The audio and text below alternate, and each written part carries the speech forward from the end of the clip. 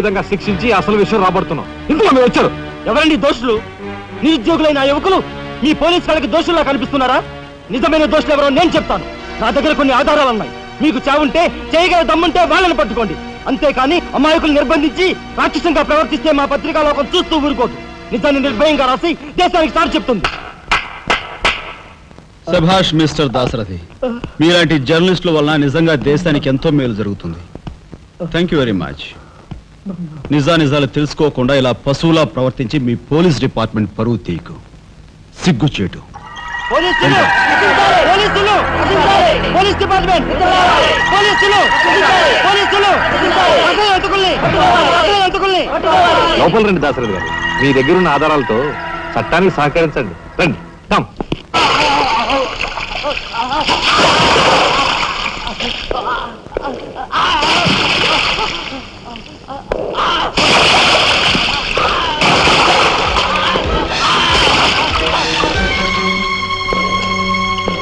ఏమయ్యా జర్నలిస్టు, నాలాంటి వాడితోనూ ఎస్పీతోనూ తగువ పెట్టుకుని ఎందుకయ్యా చావు కొని తెచ్చుకున్నావు?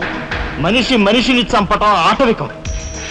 You are right. అందుకేనయ్యా నువ్వంటే నాకు చాలా ఇష్టం. చచ్చిపోయే ముందు కూడా ఇలా రెచ్చిపోవడం దేశంలో ఎంతమందికి సాధ్యం? తమ్ముడు, వీడు దేశానికి పనికొచ్చే జర్నలిస్టులా ఉన్నాడు. వదిలిపెట్టేద్దామా? ఊరుకోనయ్యా.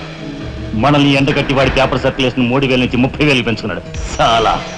తమ్ముడు చెప్పింది నిజమే. మమ్మల్ని బజారుకి ఇచ్చి నీ పేరు ప్రతిష్టలు పెంచుకున్నావు. మరి మా పరువు ప్రతిష్టలు కూడా మేము కాపాడుకోవాలి కదా. అయినా మనిషిని చంపేయడం అంటే సరే కానీ